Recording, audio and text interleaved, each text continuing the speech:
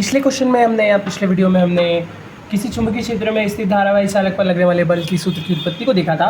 आज हम main question जो इस अध्याय से पूछा जाता है और पूछा भी गया है 2023 और 2024 में इसके रिपीट होने के चांसेस थे 91%, पर इनको स्किप किया गया। बट इस साल इसके आने के चांसेस है, तो हम आज इस क्वेश्चन को देखते हैं। तो हमारा क्वेश्चन है बायो-सेवर्ट का नियम लिखिए तथा इसको समझाना है या बेसिक में इसके डेरिवेशन को एक्सप्लेन करना है। इस क्वेश्चन में क्या होता है कि डेरिवेशन मेन पर्पस से इस क्वेश्चन को पूछने का एक ही रीज़न है कि इसमें डेरिवेशन होता है, इसमें डायग्राम और पूरी एक प्रोसेस होती है जिसके कारण इसको पूछा जाता है। तो आज हम वही देखते हैं कि बायो-सेवर्ट का एक नियम क्या है। बायो-सेवर्ट ने एक नियम या स्टेटमेंट दिया था कि यदि किसी चालक तार में अगर धारा प्रवाहित की जाए तो उसके चारों ओर क्या हो जाता है, एक चुंबकीय क्षेत्र उत्पन्न हो जाता है। तो ये चुंबकीय क्षेत्र जो उत्पन्न होता है तो ये निम्न कारकों पर निर्भर करता है, जैसे कि उस या एक बिंदु से अगर उस चुंबकीय क्षेत्र को अगर हम डिफाइन करें तो या तो उस बिंदु से उस चुंबकीय तार या चालक तार पर बहने वाली धारा के समानुपातिक होता है ये, और उसकी दूरी के भी समानुपातिक होता है या उस दूरी के वर्ग के व्युत्क्रमानुपातिक होता है। तो हम सबसे पहले ये समझते हैं इसको एक डायग्राम के थ्रू। हम एक बिंदु P मानते हैं एक AB तार या चालक तार से जो कि r दूरी पर स्थित है।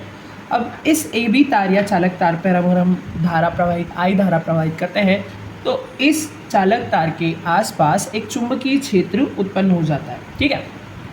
अब ये जो बिंदु P है इस पर भी उस चुंबकीय क्षेत्र की तीव्रता को हम फील कर सकते हैं या एक्सप्रेस कर सकते हैं।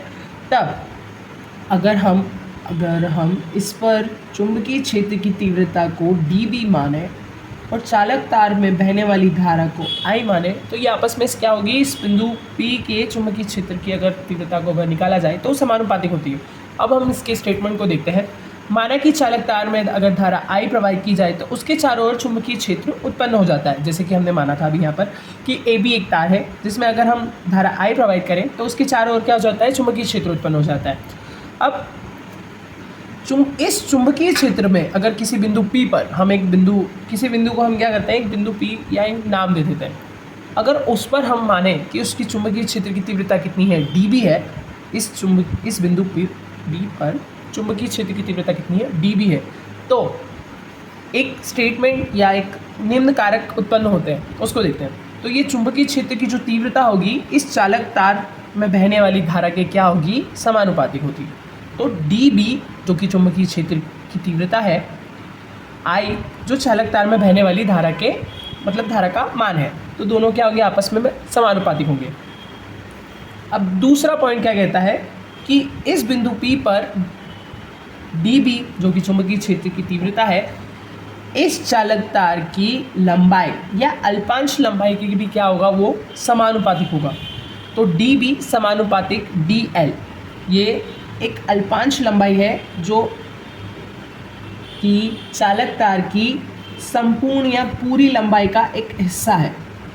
अगर हम यहाँ से यहाँ तक की अगर लंबाई को L माने तो अल्पांश लंबाई जो होगी एक मिनिमम या छोटा सा एक भाग एक dl को दर्शाता है। इसका एक मैंने बड़ा डायग्राम बना है जो कि ये दर्शाता है कि अल्पांश लंबाई भी अगर डेरिवेशन के हिसाब से देखी जाए तो बहुत बड़ी होती है, तो इसके हिसाब से, ठीक है।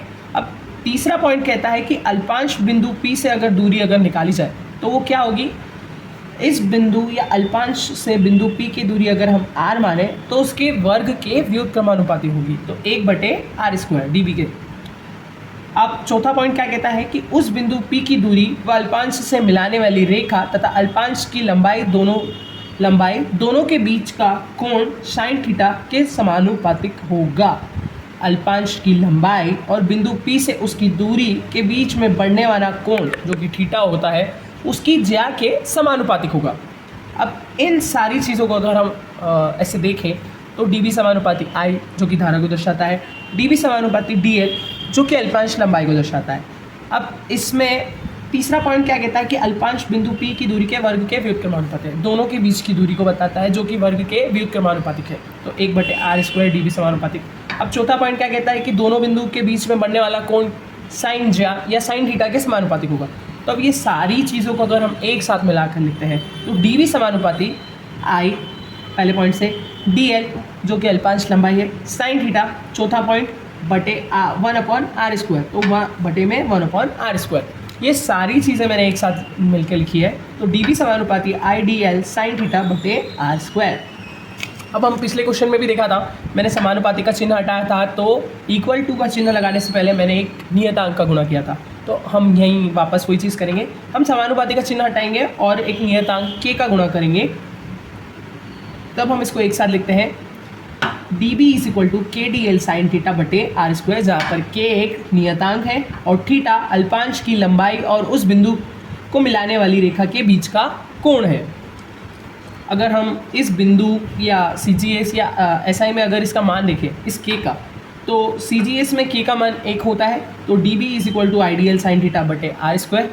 ये तो CGS में हो गया। अब SI पद्धति में अगर देखा जाए तो के का मान यहाँ पर कितना लिखा जाएगा, μ0/4π, और इक्वल टू में मैं इसका एक वैल्यू भी लिख देता हूँ, 10⁻⁻7 होती है, इसकी जगह ये भी लिख सकते हैं। तो D B is equal to μ0/4π I D L sine theta बटे आर स्क्वायर।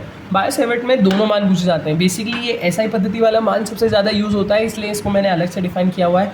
तो D B is equal to μ0/4π I D L sine theta, यही बायो सेवर्ट के नियम का डेरिवेशन का फाइनल रूल है और ये हमारा आंसर है। Thank you.